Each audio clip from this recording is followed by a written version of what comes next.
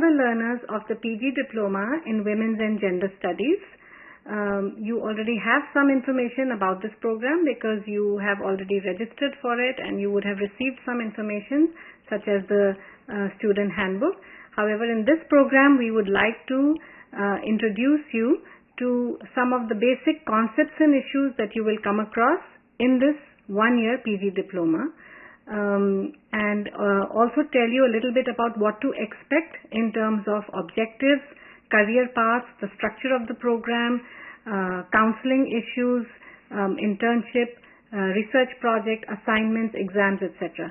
So essentially we will give you a brief picture of the entire program and what you can expect to learn from it. Before we begin, I would like to introduce the panelists on this program. Dr. Nilima Srivastava. She is one of the program coordinators for our combined PG Diploma and proposed MA program in Women's and Gender Studies. To my left, Dr. Himadri Roy, who is also a reader and a faculty member in the School of Gender and Development Studies. He is also a program coordinator along with myself for the PG Diploma in Women's and Gender Studies, which we are offering now through distance education mode. I am Anu Aneja and I am a professor in the same school, and along with my colleagues, we are very happy to welcome you to this program, and we hope that you will enjoy the path that you have just started. So I will just give you a brief discussion on the core foundational issues that go into the thinking about this program. This program will introduce you to some basic core knowledge, and it will enhance your critical abilities in these areas. When you exit with this PG Diploma, you can be assured that you will feel qualified, that you have the ability to situate women's issues and gender issues in various contexts, not only academic contexts but also beyond. By that we mean in your personal life and in the lives of those around you, connect with social issues, etc. So briefly I will tell you that some of the objectives of the program, but of course we will talk about objectives much more specifically. You can expect that you will be able to read and understand about gender issues and women's issues in historical contexts. We will look at various theories and we will look at the progression of what we have achieved in terms of gender equality and women's equality in the present day scenario in India and also internationally. In this program, we will be looking at not only the women's movement in India, but we will also compare the women's movement and the movements of other genders and sexualities with international contexts. You will be able to create an awareness about the ideologies and the social factors which lead to marginalization of women, marginalization of gender issues, not only in India but also again internationally. The program will help you to develop a sense of gender sensitization. Some of you may already feel that you have come to this program with a certain level of gender sensitization, which is probably what has drawn you to the program, but we will help you to sharpen those skills, and we will help you to develop perspectives that will introduce you to various formulations of power and empowerment in the context of women and gender studies. The program will also expose you to cultural, literary, political and socio-economic dimensions within vast gender frameworks. Eligibility for this PG Diploma is same as that for any other master's program of the university. That is, any student or any learner who has obtained a bachelor's degree in any discipline is eligible to apply for this program. Let me also talk about the overarching objective of this program, which is to acquaint students with academic disciplines of gender and women's studies and also expose to the ideologies and the social factors which lead to marginalization of women and other sexualities in the society. It is an interdisciplinary program with focus on women and people of other sexualities. Now, after completing the program PG Diploma in Women's and Gender Studies, usually a learner might think that what are the career opportunities if one pursues this program. In career opportunities, I would like to focus that there are lots of opportunities and paths that are open for any learner who completes this program successfully, especially NGO sectors, the public sectors, counseling jobs, even media and journalism. It will be a boost for them and people who are already in law, legal issue, deal with legal issues, besides being the higher studies, higher educations and the research activities. Also the private sectors area also open up gradually these days for the programs like this of PG Diploma of Women's and Gender Studies. The duration, as we mentioned earlier, is 1 year with a maximum of 3 years. What does this mean? This means that you will be able to complete the program in a minimum time of 1 year, but you can take up to a maximum of 3 years to complete the program. The total number of credits in the program is 34. 32 plus 2, which implies that there are 32 credits for coursework. There are 4 courses in the program. Each course is worth 8 credits, which makes a total of 32 credits. 2 credits are left for your internship or your research project.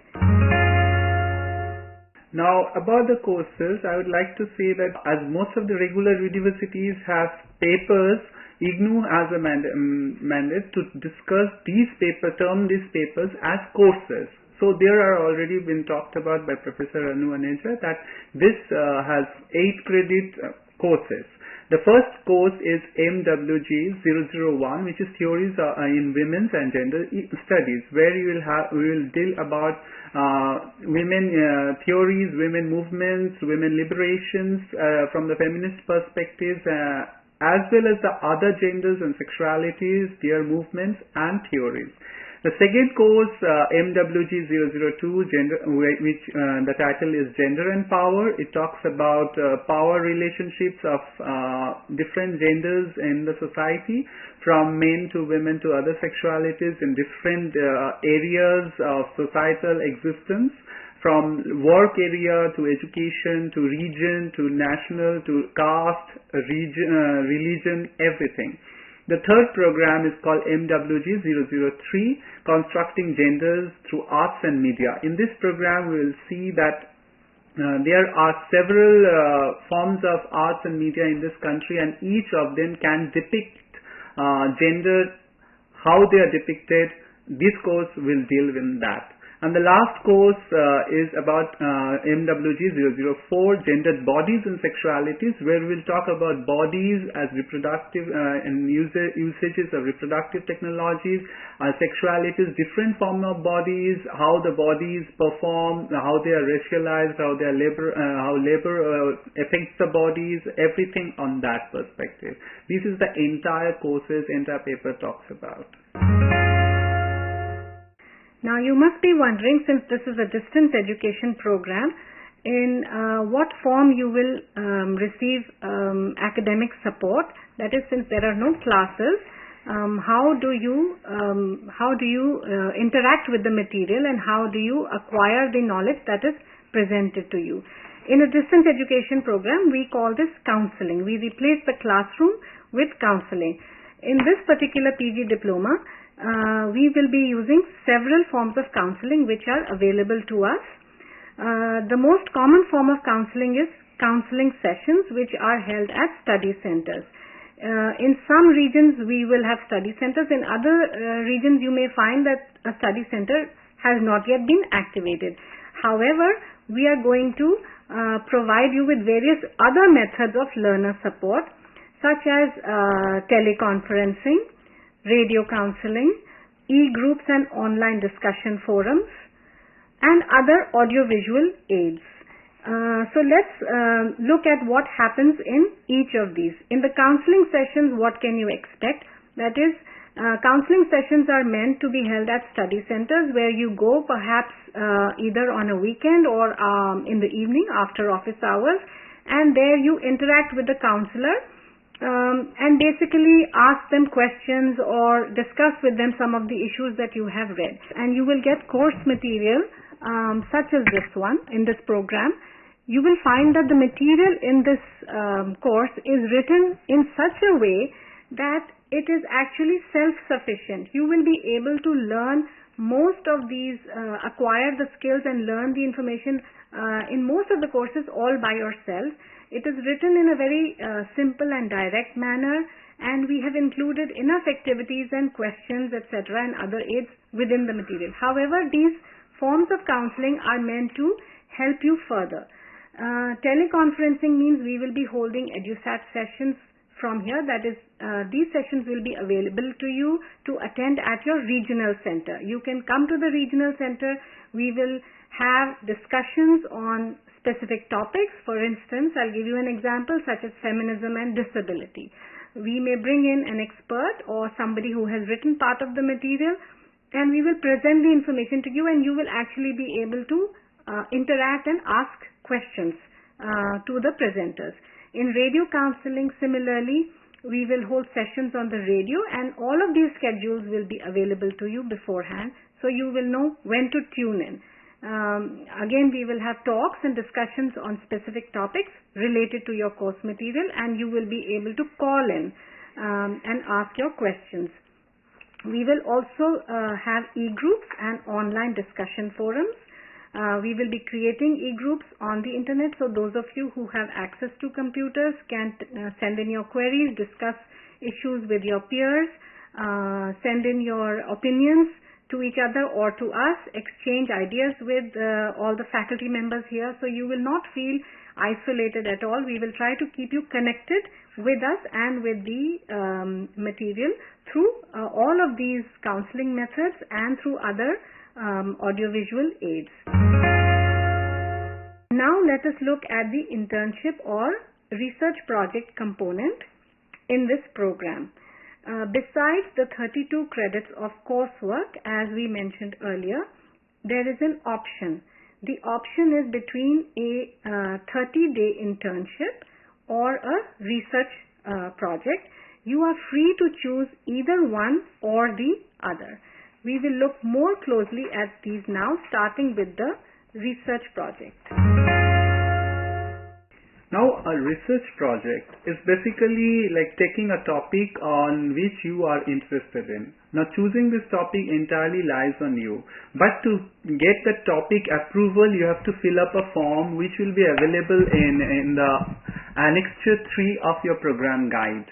Now, if you look into the form closely, you will see that it has to be approved by the program coordinators, that is we faculties and over here in the headquarters. Now, this after getting the approval, you can start doing your research according to the timings given to it. The research topic submission for the approval is 31st December. A learner must not forget the last date. This last date is very important. Once the topic is confirmed and finalized, you will be sent an email or a confirmation through directly to you, so that there will be no problem and you can start your work. Within 90 days of that, you have to submit your entire research project to us directly or to the study centers if it is nearby. So, when you submit that, there will be another form which will say that it's basically a declaration form which shows that this is entirely your area, you are working for the first time in this area, and this has to be come along with the project that you would be submitting to the study centers or to the regional centers or directly to the school itself. Now, over here the research project, let me tell you, has to be submitted by 31st March. To tell you about the internship component of this program, first of all, let me specify the steps which you have to undertake to take up this component of PG Diploma. You have to look for an organization which is catering to the area of interest where you would like to work. So you will have to identify either an NGO or any other institution where you would like to place yourself for 30 days of internship. Thereafter, you have to take a approval by looking at the student's handbook, page number 49, which will give you a performa to be filled in before taking up internship. This is approval by the faculty to take up internship later. This has to be filled in by you as well as the organization where you will be working. The person with whom you will be working will also be writing the comments whether the organization is ready to receive an intern. Thereafter, you will have to complete your internship for 30 days in continuation. And after completion of this 30 days of work, there is again to be a declaration or a certificate to be sent to the department, to the School of Gender and Development Studies, filled in by the person who will be guiding or supervising you throughout the course of your internship. And this will be also telling us about the areas in which you have worked and what has been your learning and what has been the experience of the organization which was working with you.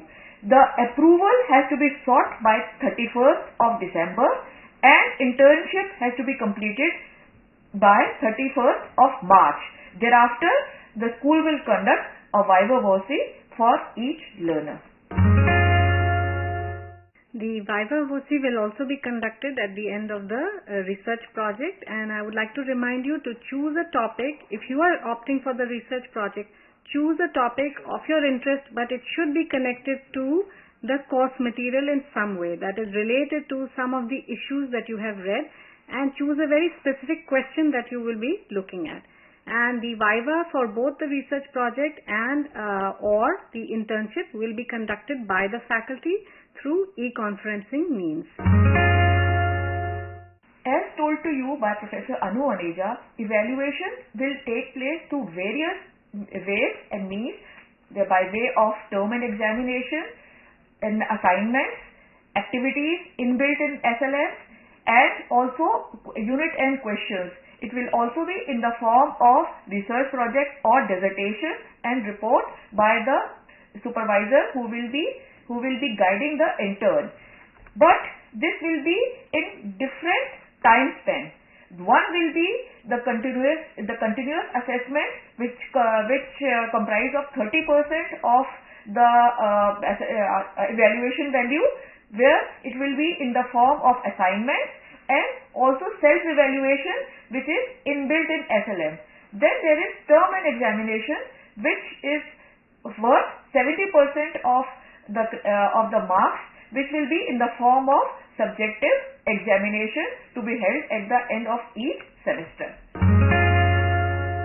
Let's talk about the assignments and exams more specifically. This is advice to you to help you to do as best as you can in this program and in each individual course. When you receive the assignments, please do complete them and send them in time back to us. Sending delayed assignments will affect how quickly they can be graded and how quickly you will receive the grades, and therefore how fast you can actually complete the program. So do try to complete this in time. When you write your answers for assignments, organize your ideas first. Don't just start writing. Take a rough piece of paper, jot down some of the points that you are thinking of, refer back to the course material, try to make it rich in content, well organized and well written. Assimilate the content well. Don't just copy from the course material and just repeat it. We are encouraging you, especially in this area of women's and gender studies, to start thinking critically on your own. So the material you read, and you will find that the assignments that we will be sending you will often times encourage you to make connections between the material and your personal life experiences, perhaps a film that you have seen, a book that you may have read. So build those connections, think critically, analyze, use the material well, and more than anything else, write clearly so that we can understand what you are trying to communicate to us. Now, finally, let's look at the connection or the link between the PG Diploma program and the MA program. Right now, you will be registered for the PG Diploma, but we want to tell you a little bit about the modular structure of this proposed MA program. The coursework of the PG Diploma that you will be currently taking is going to be identical with the first year curriculum of the proposed MAWGS program, which will be soon launched. There is going to be an exit point at the end of the first year. That is, if you register for the MA, then you would be able to exit with the PG Diploma if you wish. That is after completing the first year. And the MA program will have optional specializations in the second year. Now about credit transfer, what would I like to say that it's where after completing your PG Diploma, you might take some time to think that whether you want to pursue your MA or not. But this time span should not be more than 3 years. Keep that in mind. As soon as the MA is launched, there should be a gap of 3 years, not more than that. Now what happens in this credit transfer is the credit you have acquired, that is 34 credits if you have acquired some amount, this credit can be directly banked upon, and you can be taken admission directly to the second year of MA when it is launched, whensoever it will be launched. And there are 3 specializations which you'll come to know about it, and out of these, any one you register, the credits will be transferred directly to the second year. 4 courses worth 32 credits plus 2 credits of project work or internship. After that, you can make an exit or continue with the degree program, which offers 3 options. One is stream A, which will be gender, literature and culture, or stream B, which is women's studies, and the third stream is gender and science. So any student who has completed PG Diploma can choose either of the 3 disciplines. This is our proposed MA program and will be soon launched for you to take up through open distance learning. I'm sure this brief program and introduction to PG Diploma in Women's and Gender Studies has answered a lot of the queries that you may have already in your mind. However, we are sure that as you are reading the material and thinking about these issues, you may have other questions and you may like to interact with us. You can always contact us for the PG Diploma in Women's and Gender Studies. You can contact either me, Professor Anu Aneja, or Dr. Himadri Roy. The emails are anuaneja@ignou.ac.in, and for Dr. Nilima Srivastava@ignou.ac.in. For Dr. Himadri Roy, it is himadriroy@ignou.ac.in. If you have queries specifically about the MA program, you could contact either myself or Dr. Nilima Srivastava. If you have specific questions about the PG Diploma, then you can contact again myself or Dr. Himadri Roy at any of these email addresses. Our other contact information is also going to be available in some of the other materials such as the IGNOU website. Finally, we hope that you will make the most of this program and you will enjoy what you read. You will be able to think critically, analyze further some of the very crucial and burning issues of women's studies and gender studies in contemporary India and worldwide. Thank you. Thanks a lot.